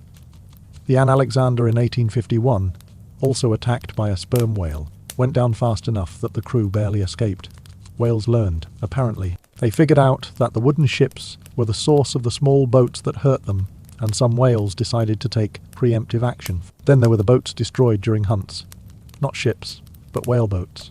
Those fragile 30-foot things you rode right up next to angry whales. A sperm whale's tail, those massive flukes, could span 15 feet and weighed hundreds of pounds of pure muscle. When a whale brought that tail down on a boat, the boat ceased to exist. It didn't just break, it exploded into splinters, and the men inside went into the water, stunned if they were lucky, crushed if they weren't. The water after a boat was destroyed was chaos. Men swimming or trying to swim, many injured. The whale, sometimes still alive and thrashing, sometimes turning to attack again. Other boats trying to help but also trying not to get destroyed themselves. And the ocean, cold or warm depending on location, but always trying to kill you. Men in the water for more than a few minutes got hypothermia or exhausted themselves trying to stay afloat. Swimming wasn't a universal skill in the 19th century. A lot of sailors couldn't swim, which seems insane for people whose lives depended on ships, but it was common. The logic went, if you fall in the ocean, swimming just delays drowning. So why learn? And then there were the injuries that didn't kill immediately but doomed you slowly. A sailor who took a glancing blow from a whale's tail might seem fine at first. But internal injuries bleeding inside, ruptured organs, these things killed hours or days later. The man would seem okay, maybe a little shaken up, maybe complaining of stomach pain. Then he'd collapse. Then he'd die, vomiting blood, while the ship's captain looked on helplessly because internal medicine didn't exist yet in any meaningful sense. Crushed limbs were common. A rope under tension, catching a leg or arm, a barrel rolling across the deck, pinning a foot, a whale turning suddenly and catching someone between the massive body and the ship's hull. These injuries meant amputation at sea, which we've discussed, but let's really think about what that meant.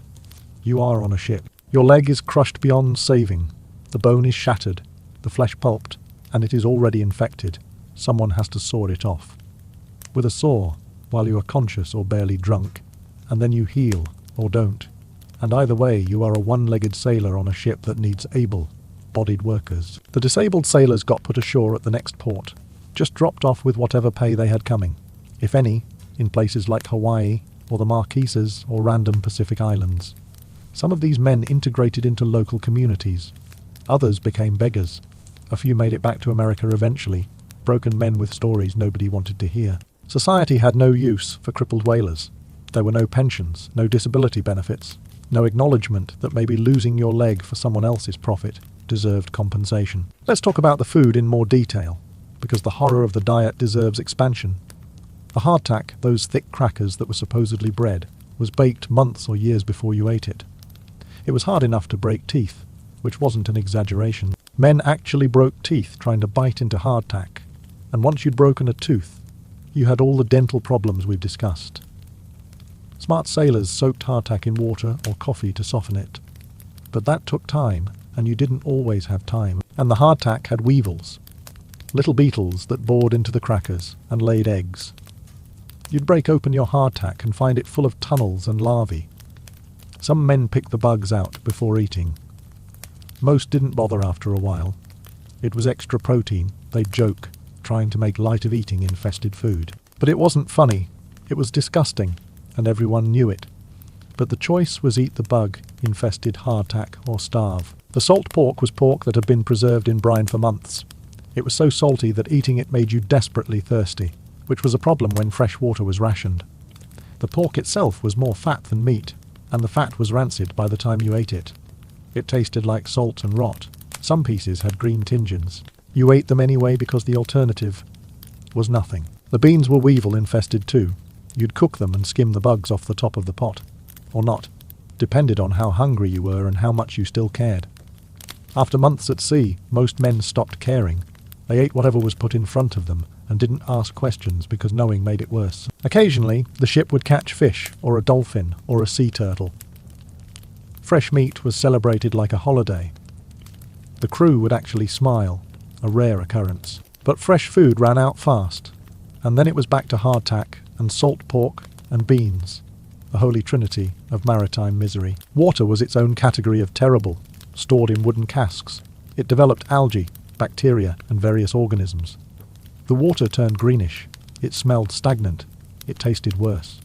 Some ships added vinegar to the water to kill the growth, which just meant your water tasted like vinegar and rot instead of just rot. Filtering didn't really work because the filters they had were primitive. You just drank the water, alive with microscopic life, and hoped your body could handle it. Dysentery was common. So common it was just called by sailors the squirts or the runs, like it was a minor inconvenience. Instead of a disease that killed thousands, you'd get dysentery from the water, the food, or from your crewmate, who had it and used the same bucket as you. Then you'd spend days or weeks with constant diarrhea, becoming dehydrated, weak, and useless for work. The officers would yell at you for being lazy. You'd try to explain you literally couldn't stop shitting long enough to work. They'd hit you and tell you to try harder. And the rats. Oh, the rats deserve more attention. These weren't cute little mice. These were ship rats. Rattus, big as cats, some of them. Bold enough to bite sleeping men. They lived in the walls, in the cargo, hold, in the sail lockers, everywhere. You could hear them at night, squeaking and fighting and chewing. They chewed through wood, through rope, through supplies. They ate grain meant for the crew. They contaminated food stores with droppings and urines. Rats carried disease, plague, typhus, other infections that killed. A ship infested with rats could become a floating death trap if disease broke out. And every ship was infested with rats because there was no way to get rid of them. You could kill rats daily, dozens of them, and more would appear. They bred faster than you could kill them. Sailors would make games of it, competitions to see who could kill the most rats in a shift.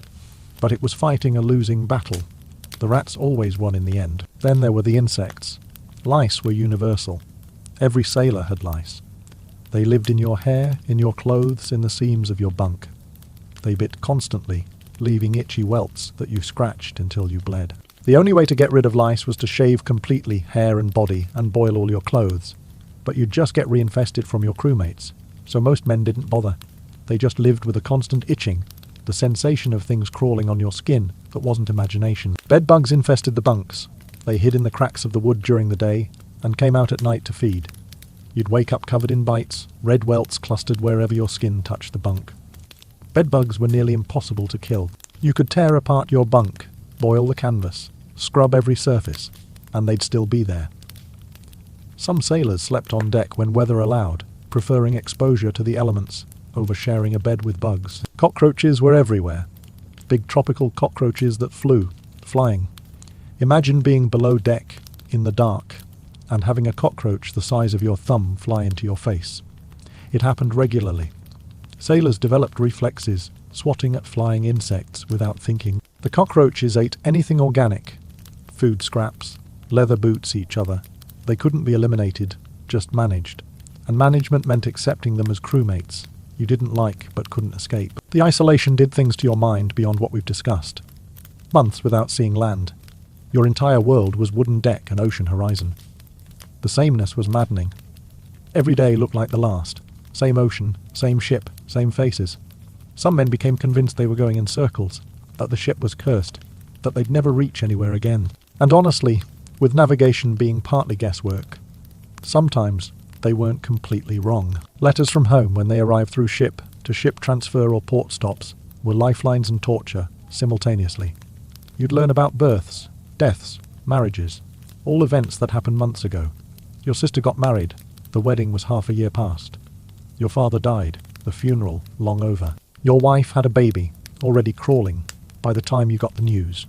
You missed everything. Your life at home continued without you, and all you could do was read about it in months, hold letters, and feel the distance in your chest, like a physical weight. Some men got Dear John letters. Well, 19th century equivalents. Your wife had left you. Your sweetheart had married someone else. Your family had given you up for dead and moved on. These letters devastated sailors in ways that physical injuries couldn't. A man could survive losing a hand. Losing his family broke something that didn't heal. And what could you do? You were on a ship in the middle of the Pacific. You couldn't go home. You couldn't fix anything. You just had to sit with the knowledge that your life back home had ended, and you still had months or years left on the voyage. Some men jumped overboard after getting those letters, just walked to the rail and stepped off, choosing drowning over continuing without anything to return to. The crew would barely pause. Man overboard got a note in the log, and the ship sailed on. The boredom in the calm periods was its own torture. When there were no whales, no storms, no immediate crises, you had time to think. And thinking was dangerous. You thought about home, about choices that led you here, about how much time you'd lost and would lose, about whether anyone would remember you if you died out here. The thoughts spiraled, and there was no distraction sufficient to stop them. Some sailors carved scrimshaw, intricate designs on whale teeth or bone, to keep their hands busy and minds occupied. The good scrimshaw artists could trade their work for favours or money, but most men lacked the skill or materials. They just sat, or paced, or stared at the ocean, and fought with a voice in their head, asking why. Why are you here? Card games and gambling helped some. Men bet money they didn't have on games that passed the hours. But gambling led to debts, and debts led to fights, and fights led to someone going overboard or getting flogged. Still, men gambled, because it was something to do, something to feel. Alcohol, when available, was the preferred escape. Ships carried rum rations, usually distributed daily in small amounts. Not enough to get drunk, just enough to take the edge off. But sailors hoarded their rations, saved them up, and then got spectacularly drunk when they had enough. Drunk sailors on a ship were dangerous. They fell from rigging. They started fights. They made mistakes that killed people. But being drunk meant not feeling everything else for a few hours, and that trade-off seemed worth it. The religious sailors prayed. Prayer services happened on Sundays when the captain remembered or cared. Men would sing hymns badly and pray for deliverance or survival, or just an end to the voyage. Some captains were devout and held proper services. Others were drunk and didn't bother. The crew prayed anyway, alone in their bunks, making deals with God that if they survived this voyage, they'd never go to sea again. And then they'd survive, go home, spend all their money, and end up back on another whaling ship, because the economy on land wasn't kind to unskilled labourers either. This was the reality. This was 19th century whaling. Not Moby Dick's philosophical exploration of obsession and nature. Not romantic adventure on the high seas.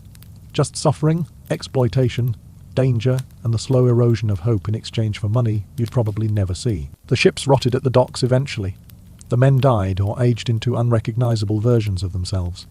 The whales nearly went extinct, and the whole industry collapsed when petroleum replaced whale oil, making the entire nightmare obsolete. All that suffering, all those deaths, all those destroyed lives, for a product that became unnecessary within a generation. That is the punchline.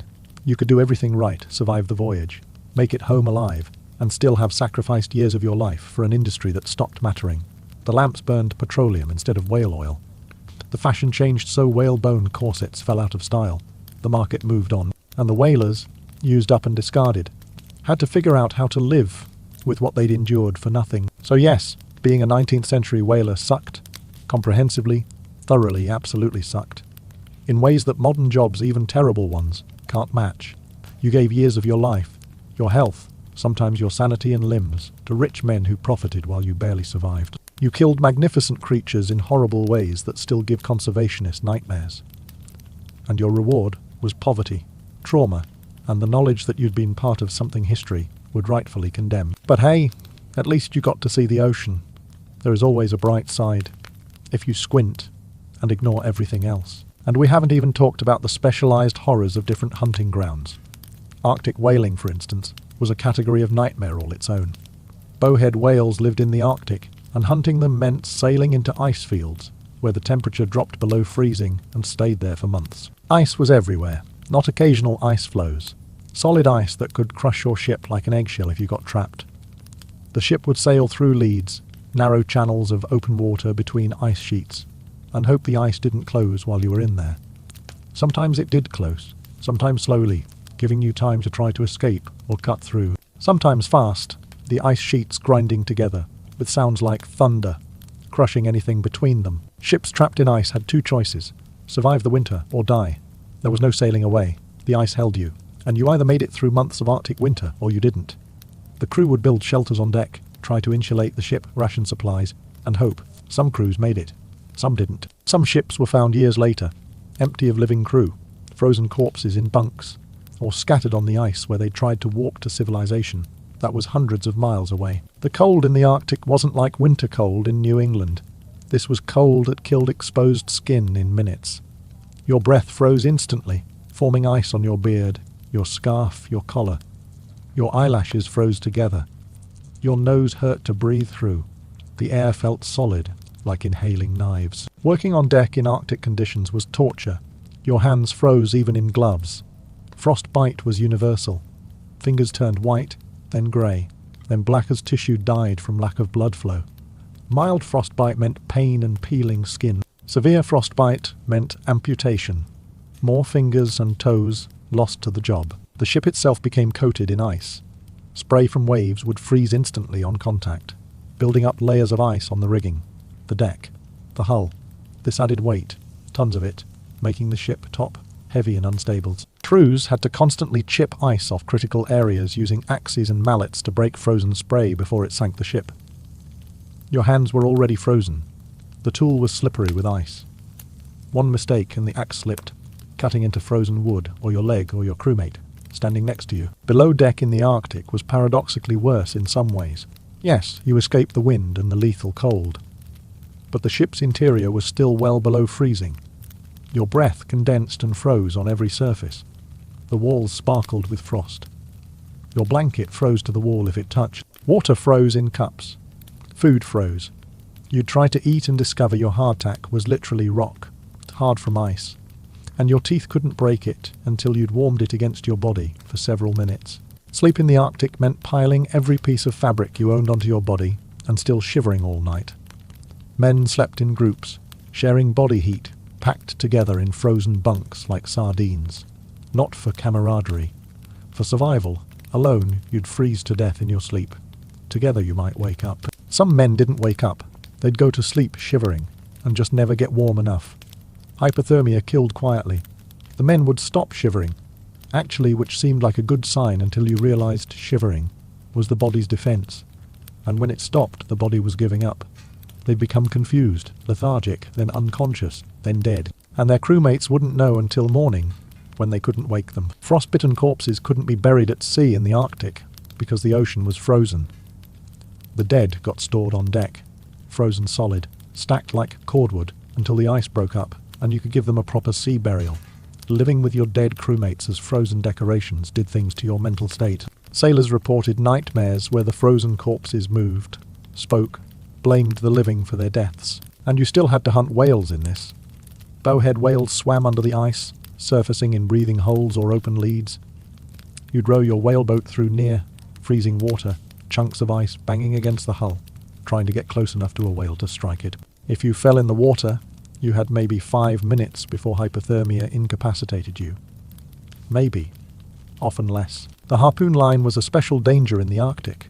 It was already dangerous in normal conditions, but add freezing water and ice, and it became lethal in new ways. If the line got wet, it froze. A frozen line didn't coil properly, could snap under tension, and if it caught you, it didn't just drag you overboard. It cut through frozen flesh like a saw. Whales killed in the Arctic had to be processed faster because the cold would freeze the blubber solid, making it nearly impossible to cut. So you worked even faster, in cold that made every movement painful, with tools that froze to your hands if you weren't careful. The try works became a source of perverse comfort in the Arctic. Yes, it was still a fire on a wooden ship surrounded by flammable oil, but it was warm. Men would crowd around it during off hours, getting as close as they dared, soaking in heat that they couldn't get anywhere else. The profits from Arctic whaling were higher per whale because bowhead baleen was the most valuable type, but the death rate was also higher. More men died in the Arctic whaling grounds than any other location. Cold, ice, starvation. When ships got trapped, accidents in conditions where a minor injury became fatal because you couldn't stay warm enough to heal. The Arctic killed efficiently and in variety. And then there were the squalls, sudden storms that appeared without warning. One moment the ocean was calm, the sky relatively clear. The next moment winds hit 40-50 miles per h-hour. Rain came horizontally, and waves built to heights that tossed the ship like a toy. You had minutes, maybe, to prepare. Take down sails before they ripped. Secure loose equipment before it washed overboard or killed someone. Get below deck if you weren't needed above. hope the ship survived. During squalls, the ship would roll at angles that seemed impossible. 30-40 degrees to the side, water washing across the deck, everything sliding. Men held on to whatever was bolted down and prayed.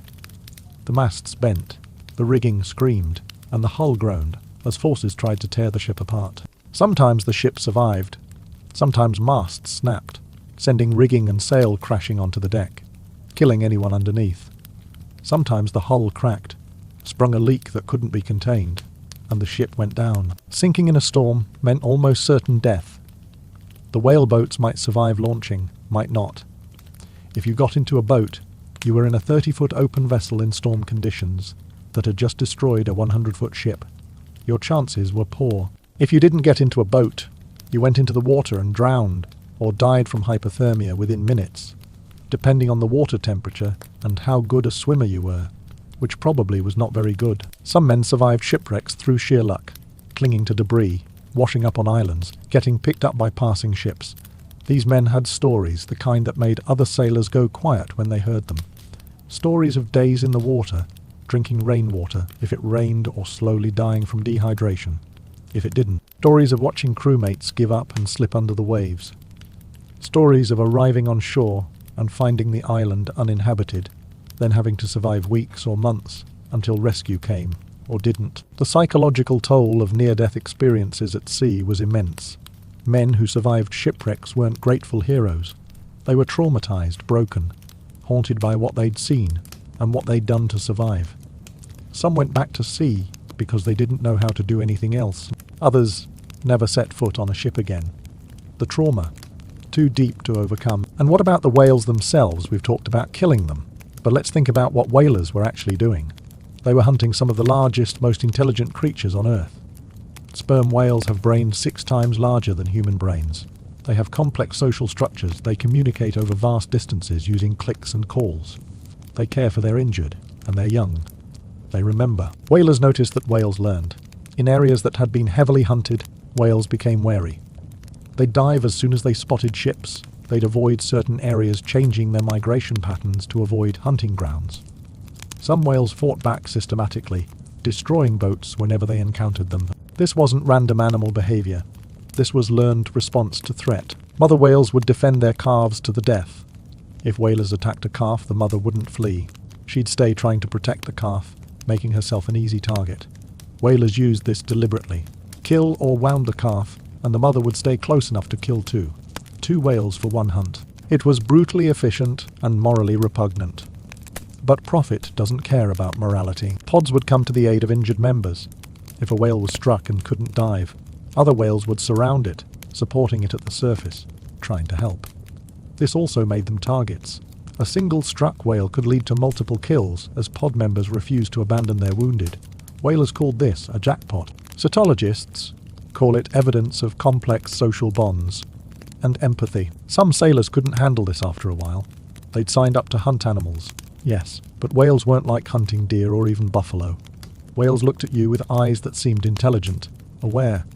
When you killed them, they didn't just die. They struggled, they panicked, they seemed to understand what was happening. And when you looked into that massive eye as it died, some part of you recognized that you just killed something that thought and felt and knew it was dying. A few sailors refused to hunt anymore. They'd have moral crises, religious convictions, psychological breaks.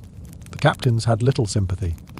You were paid to hunt whales, so hunt whales or face punishment. Some men chose punishment over participating in more kills. They'd take the flogging, the confinement, the abuse, because living with more whale deaths was worse than the physical pain. Most sailors didn't think about it, or they did think about it, and then deliberately stopped thinking about it because thinking made the job impossible. You couldn't function if you acknowledged that you were killing intelligent creatures in horrible ways for money you'd never see. So you didn't acknowledge it. You just did the work, took the pay if there was any, and tried not to dream about dying whales, looking at you with understanding in their eyes. The legacy of whaling is complicated. It lit lamps before electricity. It lubricated machines in the Industrial Revolution. It made corset, stays and umbrella ribs, and dozens of other products that people needed or wanted.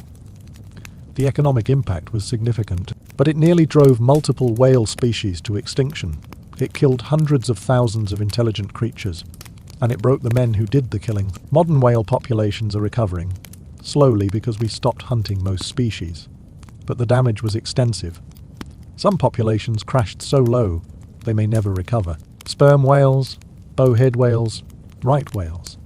All these species were hunted to the edge of extinction because people wanted lamp, oil and corset stays and the profits from selling them. And the men, the whalers who did this work, history barely remembers them except as background characters in stories about the industry. They were tools, human resources, expendable labour in service of profits. Some became captains, owners, successful by the standards of their time. Most died young or lived broken and finished their lives in poverty, their years of service meaningless, once their bodies gave out. There are no monuments to whalers, no national holidays celebrating their sacrifice. Society took their labour, used them up, and forgot about them. The ships rotted and sank or were broken up for salvage. The tools ended up in museums. The stories faded, and the ocean kept rolling, indifferent to the men who'd suffered on it, and the whales who'd died in it. That is the complete picture. That is what it actually meant to be a 19th century whaler. Blood, oil, pain, exploitation, death, trauma, and the knowledge that you'd participated in an industry that would rightfully be condemned by history. The men who did this weren't heroes or villains. They were desperate people who took desperate jobs and paid for it in ways that compounded daily across years, until they either escaped or died or became so damaged they couldn't remember what normal felt like. And some men did this multiple times, signed up for voyage after voyage, either because they couldn't find better work on land or because the sea, horrible as it was, had become the only life they knew. Career whalers existed, men who spent 20-30 years on whaling ships, their bodies scarred and broken, their minds adapted to conditions that would destroy normal people. These were the men who taught new generations how to survive. They passed down the techniques, the tricks, the unwritten rules of staying alive on a whaler. They were valuable for their experience, but what a horrible kind of valuable to be.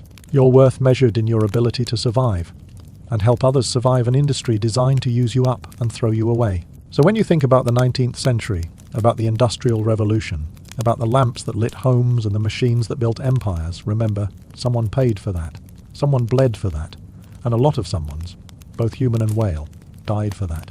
The price of progress was measured in suffering, and the people who paid it rarely got to enjoy what they bought with their bodies and lives. That is the truth about whaling. Not romantic, not adventurous, just brutal, exploitative, traumatizing work that we'd never ask people to do today because we recognize it for what it was. One of the worst jobs humans invented, made worse by the fact that it existed for decades after we should have known better. The last American whaling voyages happened in the early 1900s. By then, everyone knew petroleum was better, cheaper, more plentiful. But the industry kept going a few more years because people were invested, because change takes time, because admitting the whole thing had been wasteful would mean acknowledging that all those deaths, all that suffering, had been for nothing. When the last whaler returned to port and didn't go back out, nobody mourned. The sailors went to find other work. The ships were sold or scrapped. The owners invested elsewhere. And the ocean finally got a break from humans hunting its largest inhabitants to the edge of oblivion. That should have been the end. It wasn't, because whaling continued in other countries into the mid-20th century. Industrial whaling, with explosive harpoons and factory ships that could process an entire whale in hours. But American whaling, the kind we've been discussing, the wooden ships and hand weapons, and men who climbed into boats to fight whales up close, that ended. And good riddance. If you take anything from this, take this. Be grateful. You don't have to do this. Be grateful you live in a time where the worst job you might have to take is still infinitely better than being a 19th century whaler. Be grateful we have alternatives to whale oil, even if petroleum has its own problems. Be grateful that when you go to work, you probably won't die, you probably won't lose limbs, you probably won't be cheated out of years of pay, and you probably won't have to participate in the systematic slaughter of intelligent creatures, while your body and mind slowly break down from abuse. 19th century whaling was peak humans, are terrible, a perfect storm of exploitation, cruelty, environmental destruction, and suffering inflicted in service of profit. We should study it, understand it, and be absolutely certain we never create anything like it again. And if someone ever tries to tell you the past was better, that people were tougher back then, that men were real men who did real work, you tell them about whaling. You tell them what it actually involved.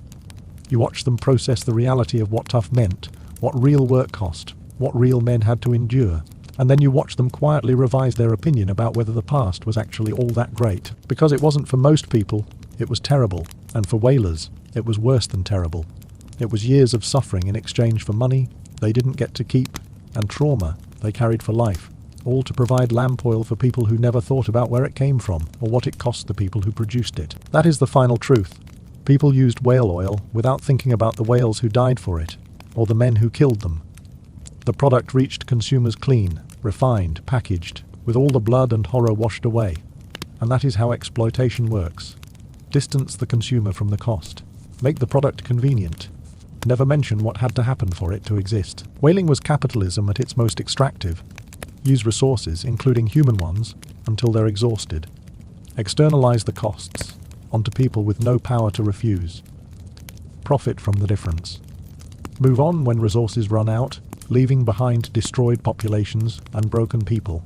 That is the pattern, and whaling followed it perfectly. So yeah, being a 19th century whaler sucked comprehensively, and understanding exactly how and why it sucked matters, because the lessons apply to exploitation everywhere.